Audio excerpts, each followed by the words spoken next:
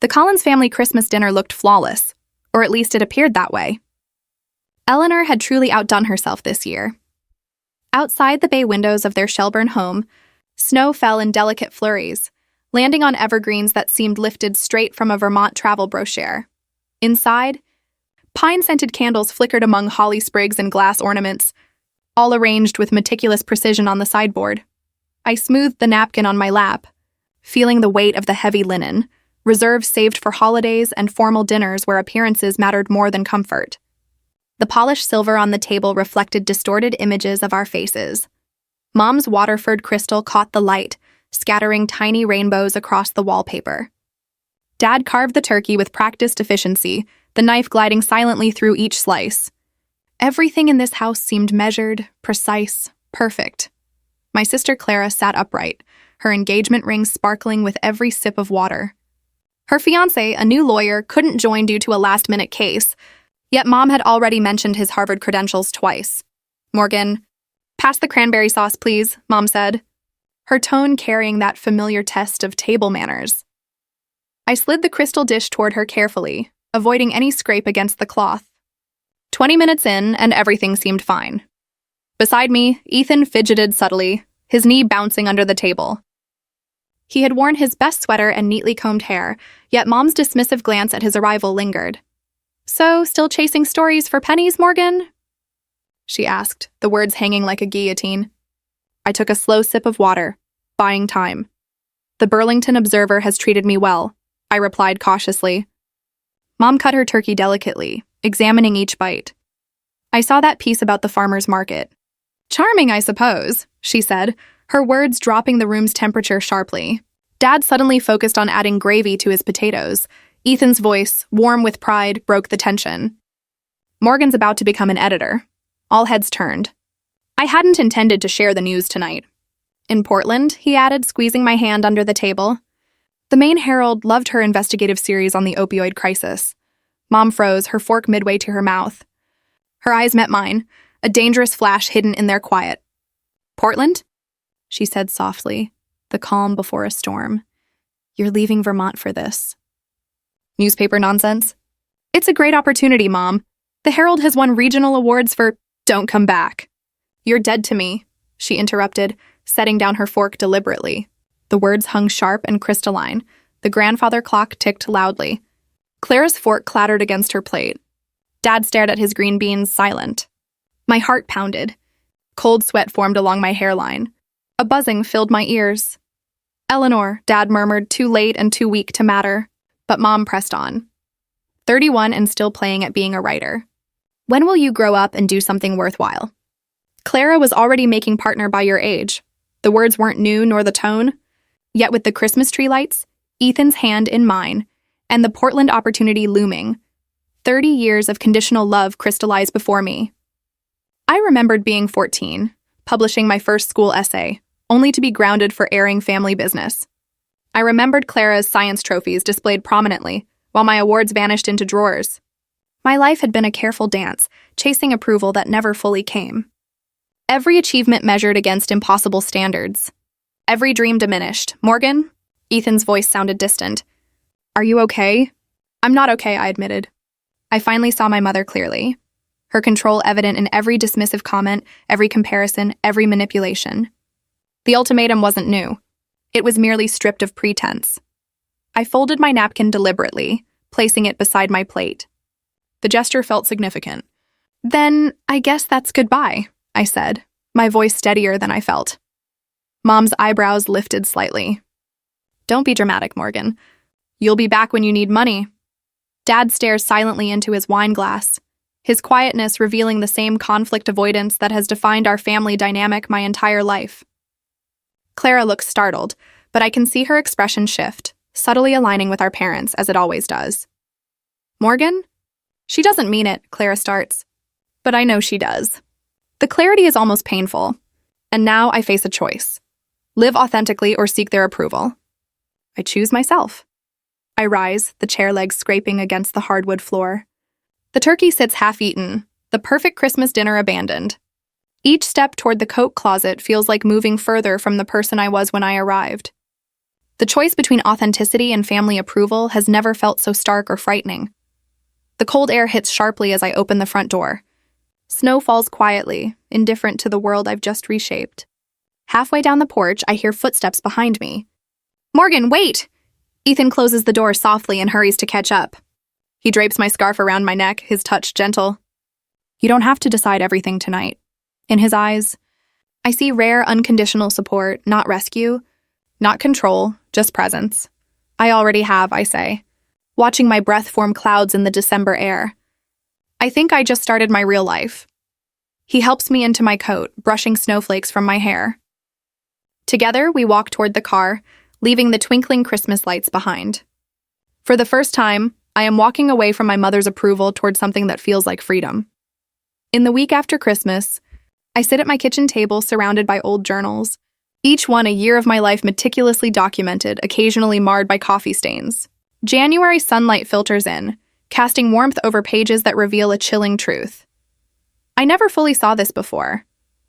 "I can't believe it," I tell Ethan, who sips his third cup of coffee, patient as I unravel my past. My finger traces a journal entry from age 16. "Look at this. I quit the debate team after Mom said my style embarrassed the family. Then here, she told everyone I quit because I couldn't handle the pressure. Anger rises, not fiery or impulsive, but steady, clarifying. She did the same with the school newspaper. Another entry, I quit because I lost interest. That was her story. The truth, she hated that I reported on local poverty instead of uplifting community stories." Ethan reaches across the table, his hands covering mine. "And college? You mentioned pre-law." I pull out a journal from my college years. That was the biggest fight. I wanted journalism. She insisted on pre-law, saying writers were perpetual children. When I switched majors, she withdrew tuition support. "How did you manage?" he asks. Dad secretly helped, depositing money into my account and telling me to keep it quiet. That was the only time he defied her, and even then discreetly. Flipping through more pages. The pattern is clear. Every major decision, friends, apartments, even my brief engagement, shaped by her interference. Money and approval were her tools. Clara enforced it all. The perfect daughter, the perfect example. I closed the journal, weighed down by the realization this wasn't about Christmas dinner or Portland. It was decades of calculated control. Later, as evening falls over Burlington, I stand at the window, watching the snow fall. Since Christmas, my world feels completely altered. Every memory and relationship now appears through this new lens of understanding the childhood friend my mom dismissed as ordinary because her father worked in a factory, the college boyfriend who abruptly stopped calling after meeting my parents. The job offers I turned down because they weren't deemed prestigious enough for a Collins. It's like I've been living in someone else's story. I tell Dr. Klein during our first video consultation. She's a family trauma specialist Ethan found through his therapy network. On screen, her office looks warm, with bookshelves full of volumes on psychology and healing. That's a common experience when we start recognizing control patterns, she says, her voice steady and grounding. You're beginning to separate your authentic self from the narrative that was imposed on you. I nod, pulling my sweater closer. I always believed I was the problem, the disobedient daughter who could never measure up. But now I see myself as an adult making my own choices. My choices, that's meaningful progress, Dr. Klein notes. What sparked this shift? I tell her about the journals, the patterns I uncovered. How Eleanor's Christmas ultimatum wasn't impulsive, but the peak of a long-standing strategy. She's always used the dead-to-me threat, I explain. When I wanted to study abroad, when I moved to Burlington instead of staying in Shelburne, when I dated someone she disapproved of, it was always her ultimate move when other tactics failed. Dr. Klein makes a note. And how do you feel about the Portland opportunity now? Clearer, I reply. This isn't about Portland, it's about control. If I gave up the editor position, there'd just be another test, another demand. Moving the goalposts has always been her specialty. After the session, I call Ethan. He's photographing winter wildlife, but answers immediately. How did it go? He asks over the wind. Good. Clarifying, I say, curling up on the couch, feeling lighter despite the heavy conversation. She helped you see what you hadn't considered? He asks. Yes. Like why Mom can't accept my independence without feeling threatened? Her entire identity relies on being the perfect mother who created the perfect family. My choices challenge that. That makes sense, Ethan says. Remember your grandmother? How critical she was? I nod unseen. Grandma Collins set impossible standards, and Mom is repeating the pattern. It doesn't excuse her behavior, he adds, but it explains her resistance. It's generational.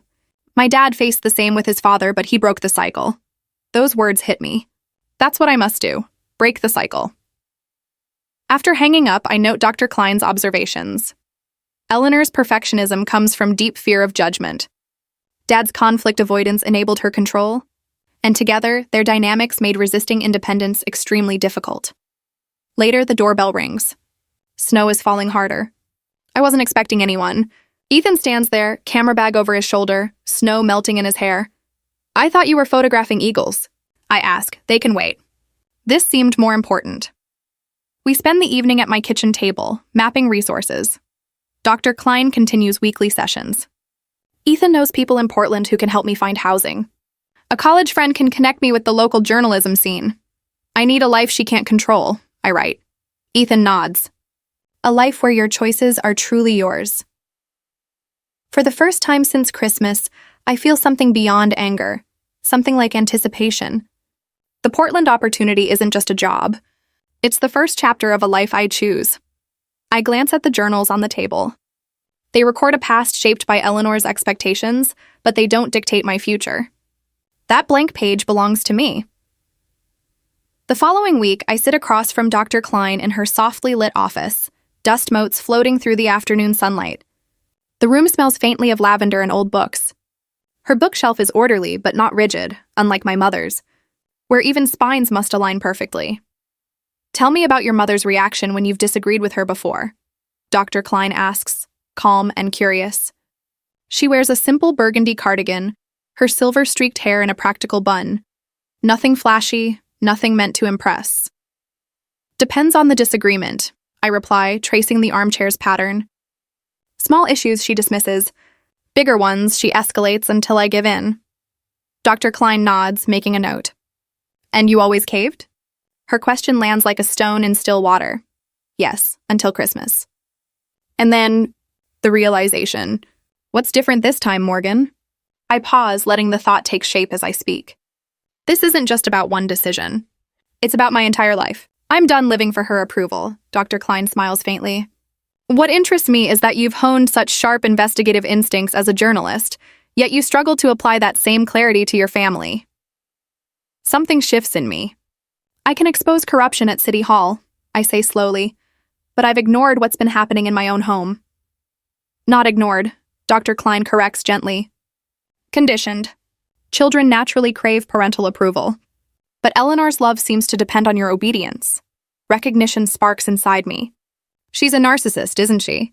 I can't diagnose someone I haven't treated, Dr. Klein replies carefully. But the patterns you've described point to controlling. Narcissistic tendencies. The puzzle pieces begin to fit. Her obsession with appearances, her favoritism toward Clara, her constant criticism masked as concern. The key thing to remember, Dr. Klein continues, leaning forward slightly, is that her control only worked because you allowed it.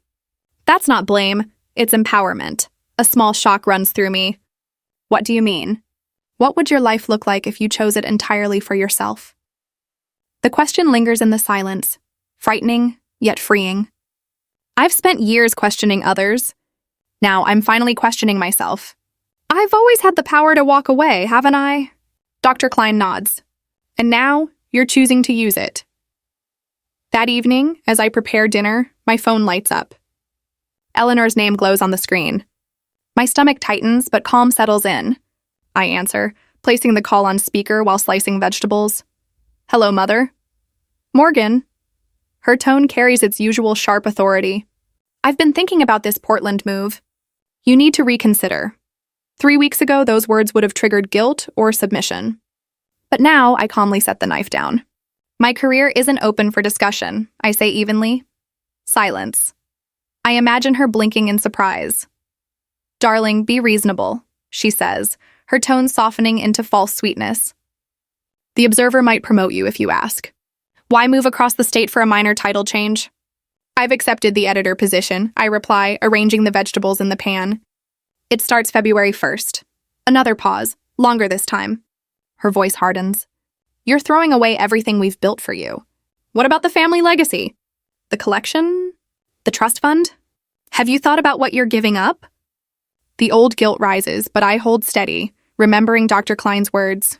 I've always had the power. You made your position clear at Christmas, I remind her. You said I'd be dead to you if I took this job. I'm sorry you feel that way, but my decision stands.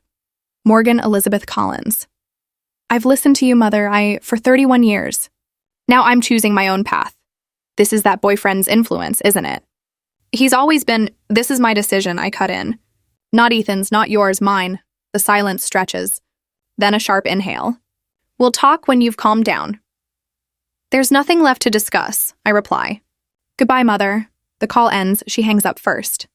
I realize my hands are trembling, but not from fear. From freedom. When Ethan arrives an hour later, he notices immediately. Something's different, he says, studying me. Eleanor called. I tell him, setting the table. She wanted me to reconsider Portland. He raises a brow. And I stood my ground.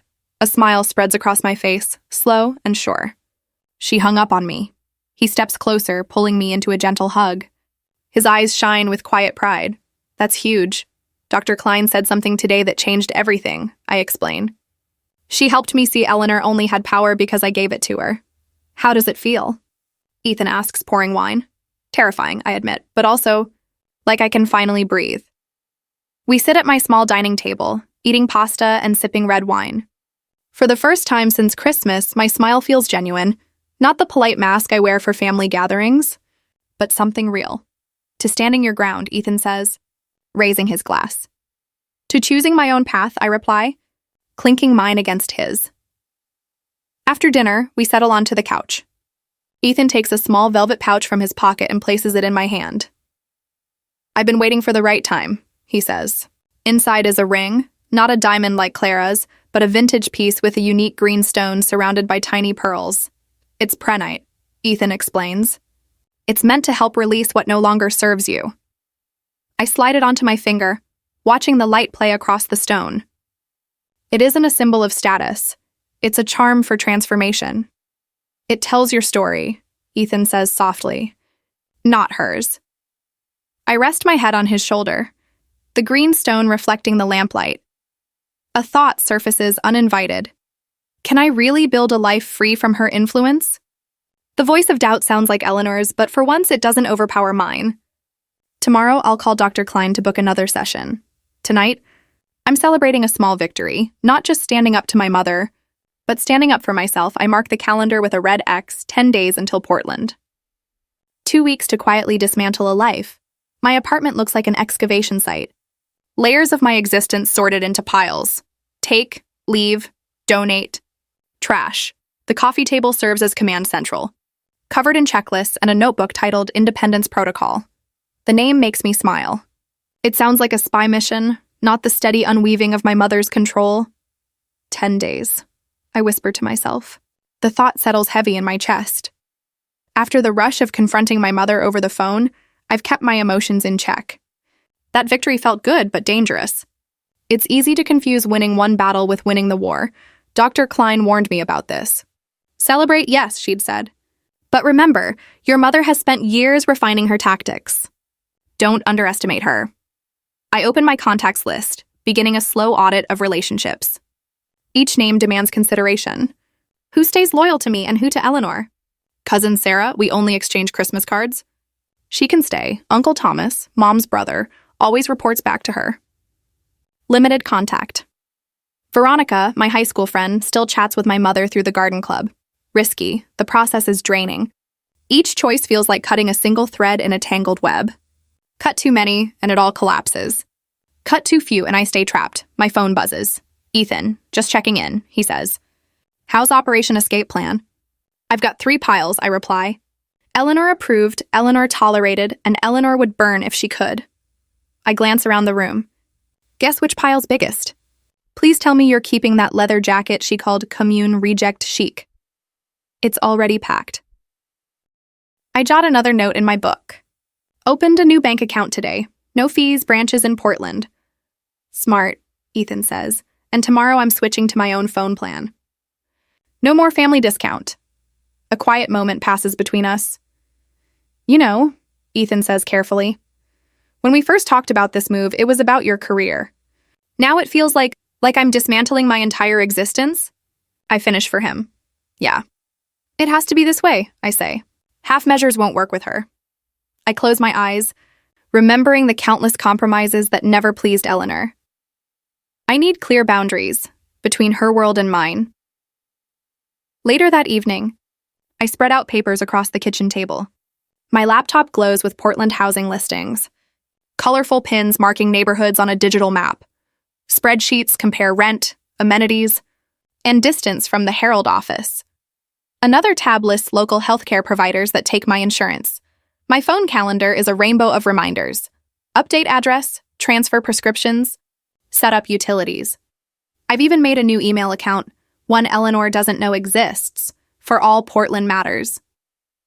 Dr. Klein's words echo in my mind. This isn't only about distance, Morgan. You're building mental defenses that can hold under pressure. We'd practiced responses for her emotional manipulation until they became instinctive. I email my new boss at the Herald, confirming my start date and asking about orientation. Another foundation laid. Another step into a life that belongs entirely to me. Ethan and I have created our own transition plan. He will remain in Vermont to complete his current photography assignment, then join me in Portland once I am settled. The final week before moving to Portland feels like walking a tightrope, every step deliberate, every decision measured. My apartment's living room has turned into command central, with neatly labeled boxes stacked along the walls. The lease for my Portland apartment sits on the coffee table, signed and dated, a concrete promise of what's ahead. I check off items on my detailed to-do list, feeling a surge of satisfaction with each task completed. The moving company is confirmed. Utilities are scheduled for transfer. My last story has been submitted to the Burlington Observer, accompanied by a professional resignation letter. You've thought of everything, Ethan says, bringing me a mug of coffee as I organize my files. His presence grounds me, a reminder that I'm not navigating this alone, that nothing is left to chance. I reply while sorting through medical records to set up new providers in Portland. Not this time. The morning sunlight catches the folder labeled Dr. Klein, her notes prominent on my desk. Yesterday's final in-person session had been bittersweet, though we agreed on a schedule for virtual appointments during my transition. You've done exceptional work. Morgan, Dr. Klein said, her eyes crinkling warmly behind her glasses. Remember what we discussed about setting boundaries without building walls? My new bank accounts and insurance policies symbolize more than practical arrangements. They are statements of independence. Mom can't freeze accounts she doesn't control. Dad can't mediate through financial aid. A separate phone plan means no more scrutinizing my call logs or questioning my minutes. I trace the edge of my new credit card with my finger, my name embossed, Morgan Collins, standing independently. Ethan watches from the doorway, leaning against the frame. You okay? You've been staring at that card for a full minute. Just thinking about how different everything will be, I reply, tucking the card into my wallet. A month ago, I couldn't have imagined making these decisions without doubting myself. At just after 6 that evening, 3 sharp raps on the door make my heart race.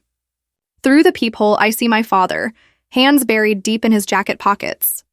My first instinct is to ignore him, to pretend I'm not home. But that's the old Morgan, the one who avoided confrontation. I take a deep breath and open the door. Dad. The word hangs between us, neutral, neither welcome nor rejection. Morgan, he says, shuffling his feet and looking past me into the apartment. May I come in? I step aside, noting how he scans the boxes and dismantled bookshelves, the clear evidence of my departure. His expression falters slightly. So? You're really going through with it? He asks, standing awkwardly in the middle of the room. The moving truck comes Monday. I don't offer a seat or coffee. The ball is in his court. He rubs the back of his neck, a gesture I've seen countless times when he's uncomfortable. Your mother didn't mean what she said. She's waiting for you to apologize. The words land like stones in still water, rippling outward. Of course, no acknowledgement of her actions, just the expectation that I'll fold as always. I'm not apologizing for accepting a promotion, Dad, I say, keeping my voice steady, though my pulse quickens. This isn't about Portland. It's about control. She's upset. You know how she gets, he sighs, looking older than I remember. She's been telling everyone you had a mental breakdown, that the job offer isn't real. Cold washes over me. She's what? She called your aunt, Sarah, your cousins, even Pastor Miller after church. She won't meet my eyes. Says you're making rash decisions because you're unstable. My mind races, tallying connections, professional contacts, people whose opinions matter. The story she's constructing will follow me, undermining me. Even in Portland, whispers travel.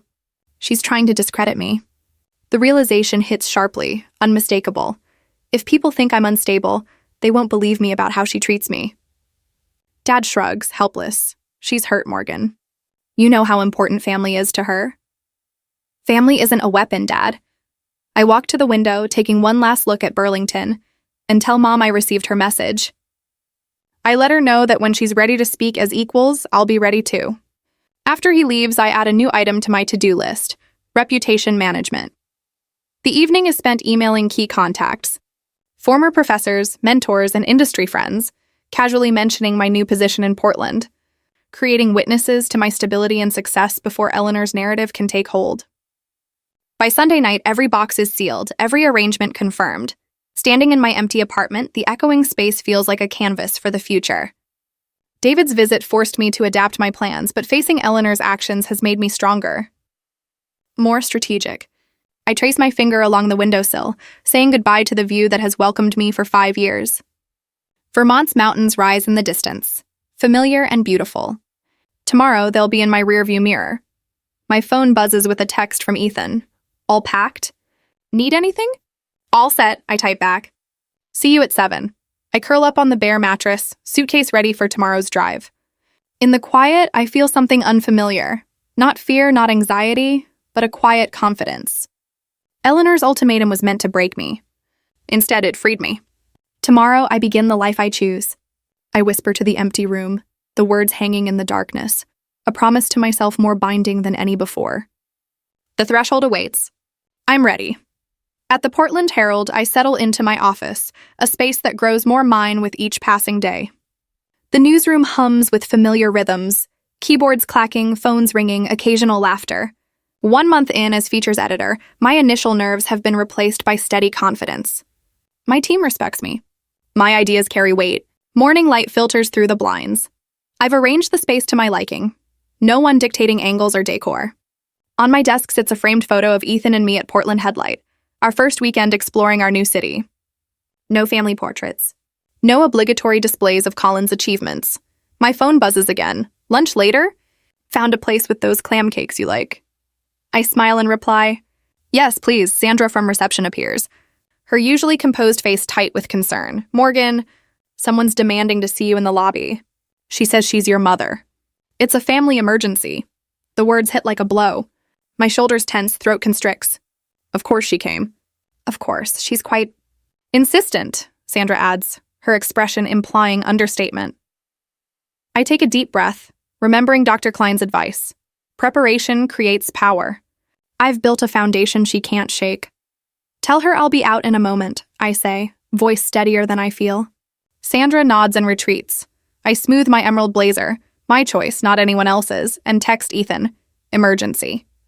Mom showed up at the office on my way. You've got this, he replies immediately. Walking through the newsroom feels like moving through water. Colleagues glance up, sensing something in my stride. I pass Frank Webster, my editor-in-chief, and make a split-second decision. Frank, do you have a minute? I ask, knocking lightly. What's up, Collins? My mother has shown up unannounced in the lobby. There's no real emergency, but she might claim there is. Complicated family dynamics, I explain clearly, professionally. Need security? Hopefully not, but wanted you to know. He nods once. Appreciated. Handle it how you need. His trust strengthens my resolve as I move toward the lobby. I hear her before I see her. Eleanor Collins' voice, authoritative and practiced, demands immediate attention. I need to speak with my daughter immediately. She's not well, she calls. Pushing through the glass doors, the scene unfolds exactly as I feared. My mother stands at the reception desk, camel hair coat, pearl earrings catching the light, Burberry scarf perfectly draped, armored for battle. Morgan! Her expression shifts instantly to a mask of maternal concern. Thank goodness. The situation has been intense. I greet my mother, keeping my voice calm and controlled. No emergency, I hope? She asks, her eyes narrowing slightly, reassessing. We need to speak privately. Your father is beside himself with worry, she says. Two reporters in the lobby waiting for interviews watch with obvious curiosity. Sandra pretends to organize papers but listens carefully. I have a busy schedule today, I respond. If you'd like, we can meet for coffee after work. This Portland phase needs to end, I add. She interrupts, abandoning any pretense of urgency. Her voice rises. You've made your point. You've worried your father sick. Clara says you barely return her calls. I notice the security guard shifting closer. Everything I've built professionally over the past month hinges on how I handle the next moments. Mother, this isn't the right place for this conversation, I say, keeping my tone steady and professional. Even as my heart races, she scoffs, gesturing at my attire. Morgan, you're having a breakdown. First that photographer boyfriend, now abandoning your family. Mrs. Collins, the security guard interjects. Please lower your voice or take this outside. She snaps at him, indignation clear. Do you know who I am? My daughter walked out on Christmas dinner, left her family. Mother, I say, voice sharper than intended, taking a deep breath to center myself. I'm not having a breakdown. I accepted a promotion. I moved to a new city.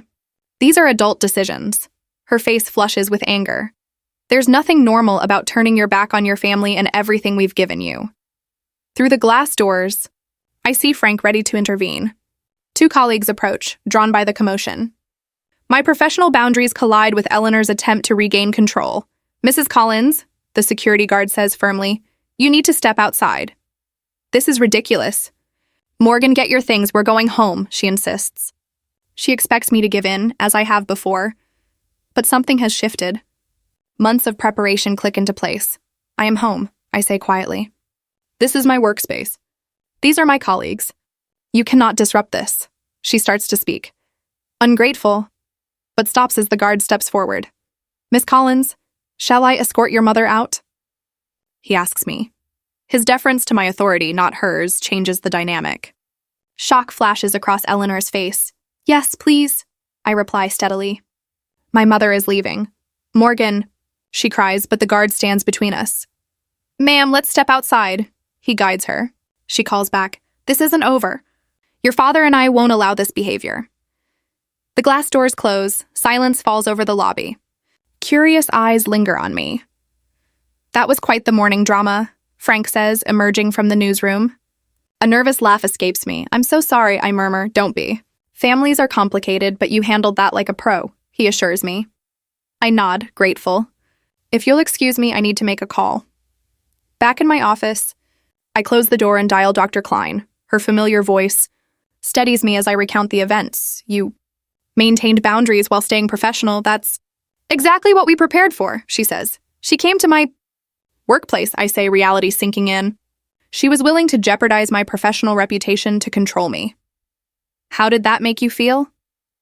Dr. Klein asks, her tone probing. Angry, furious, I admit. She'll never stop unless I make her. Through my office window, I watch the security guard escort Eleanor to her car. Even at a distance, her rigid posture radiates indignation. My phone buzzes with a text from Ethan. Just parked. Where are you? I watch my mother's car pull away, tires squealing slightly. Something shifts within me, the final piece falling into place. Dr. Klein, I need to go. I know what I have to do now. Remember our strategies, Morgan, she reminds me, but this ends now. No more reacting to her maneuvers. It's time for her to respond to mine. I hang up, feeling an unusual calm wash over me. The past month of careful planning, sessions with Dr. Klein, and open communication with my boss, all of it has led to this moment. Eleanor's desperate move only strengthens my determination. When Ethan appears in my doorway, concern evident on his face, I rise to meet him. You okay? He asks, studying me. No, I answer honestly, but I will be. It's time to finish this on my terms, not hers. Sunlight streams through the office window, illuminating dust motes drifting between us. For the first time since Christmas, I feel not just ready, but empowered. This ends now, I repeat, a promise to myself more than anyone else. The next day, the hotel lobby gleams with polished surfaces and muted elegance. Morning light filters through tall windows, casting long shadows across the marble floors. I arrive 15 minutes early, selecting a corner with 2 armchairs and a small table. My position backs to the wall, providing a clear view of all entrances, public enough for safety, private enough for honest conversation. My heartbeat remains steady as I wait. Months of preparation have led to this point. I smooth my dark green blouse, the color of growth and new beginnings, and check my phone. No messages from Ethan, who waits nearby at a cafe across the street. He's available if needed, but respects my need to handle this myself. When Eleanor enters through the revolving door, I notice her immediately. Her posture is rigid, chin lifted with the same commanding tilt I've seen at countless social events. She wears cream-colored slacks and a cashmere sweater, the uniform of affluent New England motherhood, but subtle details reveal cracks only a daughter could notice. A missed button, slightly smudged mascara, missing pearls. She scans the lobby, her gaze skipping over me before returning with narrowed recognition. Even now, she expects me to wave or speak first. I stay seated, hands resting calmly in my lap. "Morgan," she says, testing my name as she approaches with careful steps. "I see you're still committed to drama," I respond. "Good morning, Eleanor." My tone is calm and professional, the same I use in editorial. "Meetings, thank you for agreeing to meet." She flinches at my use of her first name rather than mom, a small victory that costs nothing. "This situation has gone far." "Enough," she begins, settling across from me, handbag perched carefully on her knees.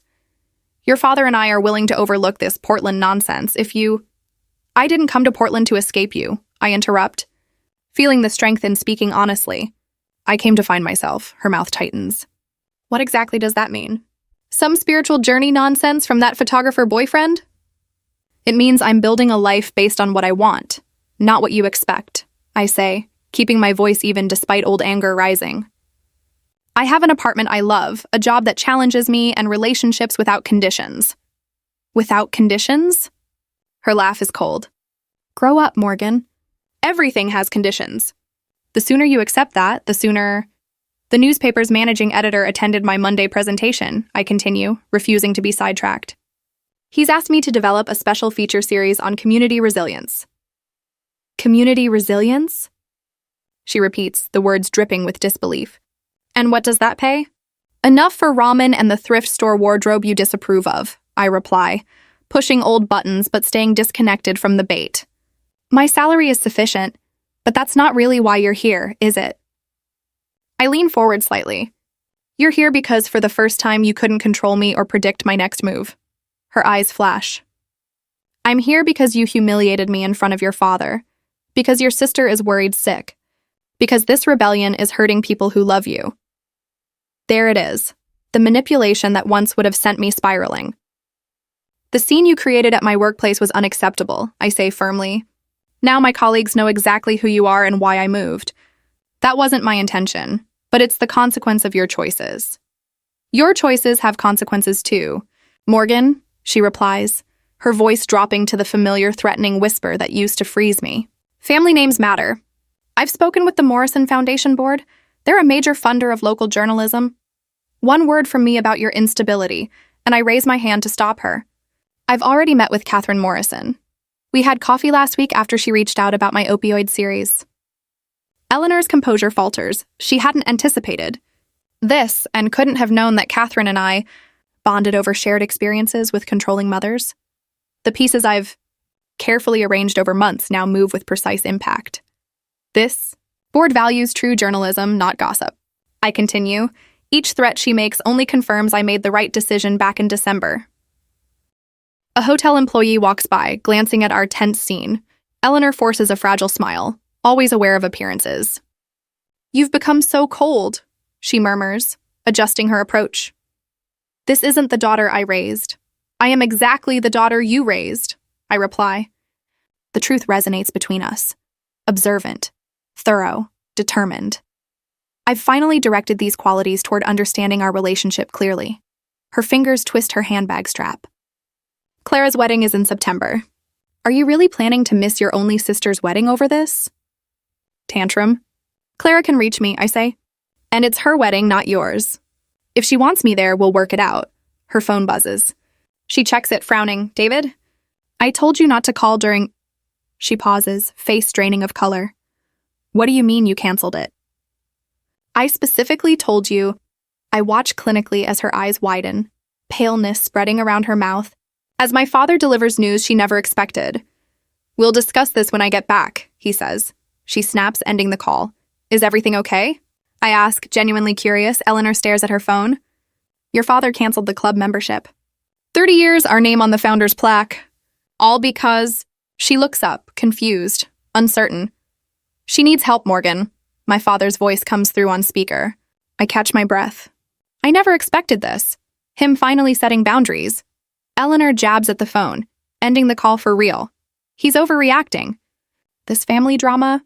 She mutters. It's not drama. It's consequences, I say. The words flow easily now. You told me I was dead to you if I chose my career.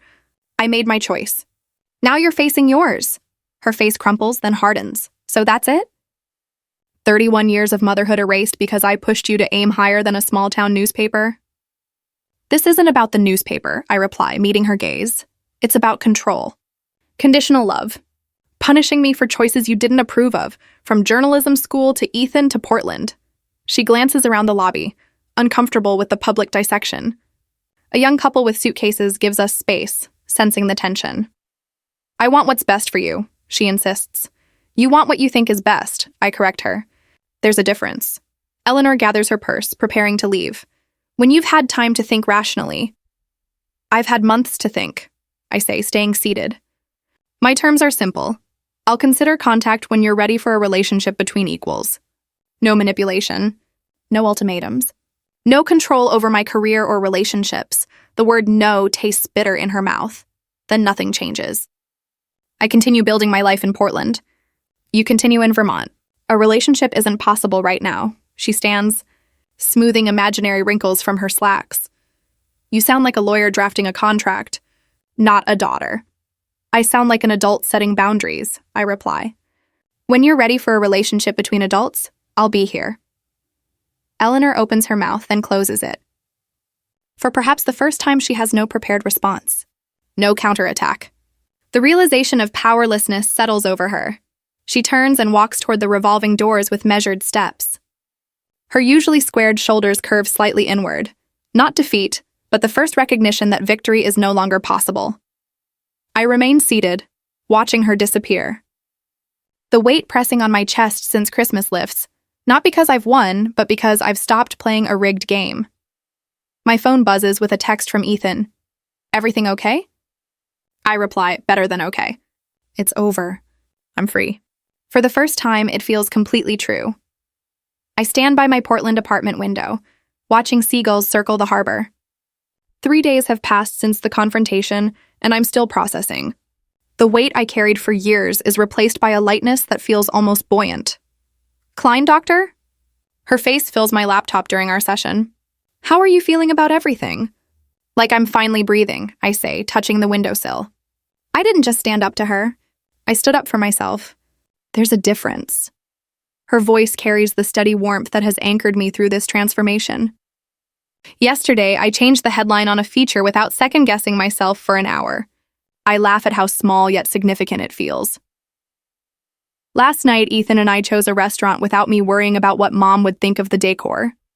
It's in these simple, everyday moments that real freedom emerges, Dr. Klein observes. The editor-in-chief even praised my decisiveness on the city council corruption piece. I felt genuine pride, free from that persistent inner voice that once whispered I wasn't enough. I'm also sleeping better. No more 3 a.m. spirals of anxiety over disappointing her. I describe how I no longer check my phone constantly for missed calls from Vermont, how colors appear brighter, food tastes richer, and how Ethan remarked that my laugh now sounds fuller, unburdened by the constant worry of criticism. You're experiencing life without anticipatory anxiety, Dr. Klein notes. I tell her how the morning light hits my coffee mug, the handmade one I bought at the farmer's market just because I liked it. Not to impress anyone or match anything. What's next, she asks. Everything, I reply, and for the first time, it doesn't feel frightening. 6 months later, I stand in the newsroom, pinning the final layout of my feature series on community revitalization. My promotion to senior editor came through ahead of schedule last month. My team surrounds me, attentive and respectful.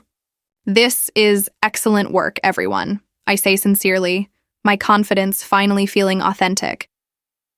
That evening, Ethan and I walk along the eastern promenade as the sunset casts gold across the water. Our fingers intertwine, and the vintage emerald ring on my left hand catches the light. "It tells your story, not hers," he had said when he proposed last month. "Sophie invited us to her poetry reading this weekend," I mention, referring to a friend I've cultivated in Portland without questioning Mom's approval. "I like her," Ethan says, squeezing my hand. "Your whole circle here, they're good people." "They are," I agree. "People who see me as I am now, not the perpetually disappointing daughter I was in Vermont. People who value my perspective without expecting me to earn it. Family is who treats you like family," I tell him, watching sailboats return to the harbor. Biology is just paperwork. My apartment reflects this freedom. Shelves hold books I genuinely enjoy.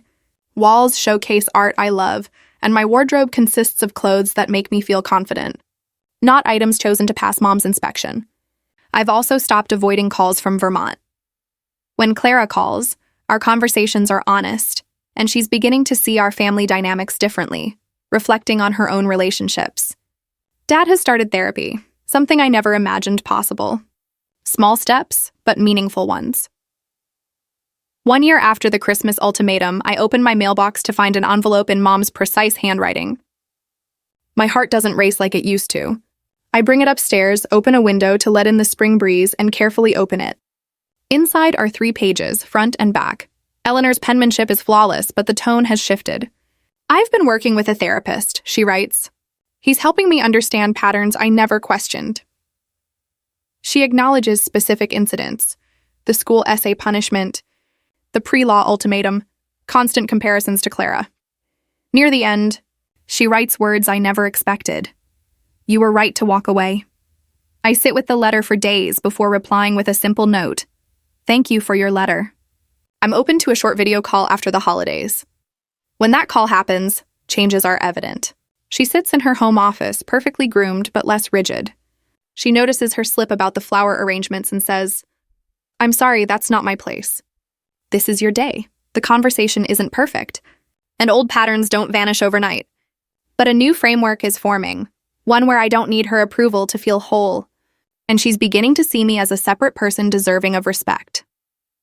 "I'm proud of the work you're doing," I tell her, referring both to her therapy and her effort to rebuild our relationship. After we disconnect, I watch Portland bustle below. The woman who trembled at last year's Christmas dinner feels transformed, someone I've always been beneath the weight of expectation. My next feature series will explore family estrangement and reconciliation. My editor role lets me highlight stories that may guide others. Ethan and I are planning a honeymoon to new destinations. Life stretches before me, unscripted and entirely mine. Sometimes when someone declares you dead to them for choosing yourself, that's exactly the moment you start truly living.